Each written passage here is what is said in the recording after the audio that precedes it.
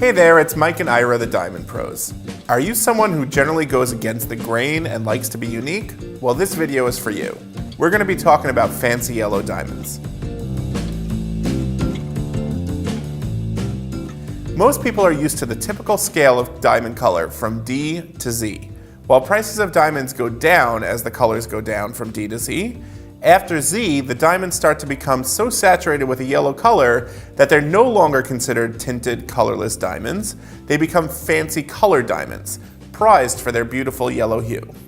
This yellow color in the diamonds comes from the presence of nitrogen in the crystals. The nitrogen molecules absorb blue light, leaving the stone with a yellow shade. The more nitrogen present in the diamond, the more intense the yellow color will be. Like most fancy colored diamonds, yellow diamonds are often found with secondary modifying colors. These can have an enormous effect on the price of the diamond. For example, brownish yellow diamonds are much cheaper than pure yellows, and orangey yellows can be worth even more than straight fancy yellows. One confusing issue with fancy yellow diamonds is the term canary diamonds.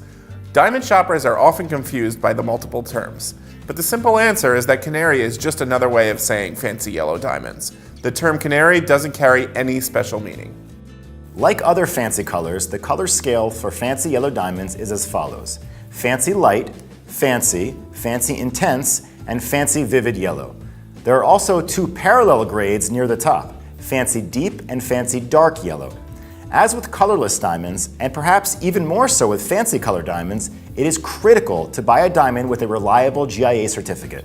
The reason is simply that prices jump precipitously between the fancy color grades, so you want to make sure that what you're buying is truly what the certificate says it is.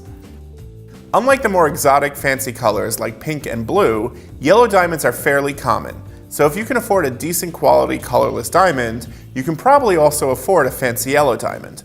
Of course, a super high-end vivid yellow diamond will be much more than a high-end colorless stone.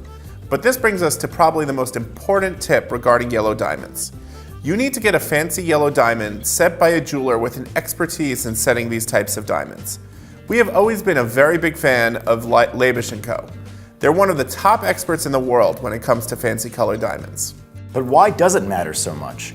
Well, even with a regular fancy yellow diamond, or even a fancy light yellow diamond, you can still get a tremendous amount of yellow color as long as the diamond is set correctly. How is this accomplished? An expert jeweler will make a basket that holds the diamond out of the brightest possible yellow gold so that the color is absorbed into the stone. This way, you can get a relatively cheap fancy light yellow and still have a finished ring with a deeply saturated yellow color in the stone. Here are some great examples. Take a look first at this stunning fancy vivid yellow diamond. It's a 2.25 carat VS2 Clarity Vivid Yellow Radiant. It's truly an amazing gem.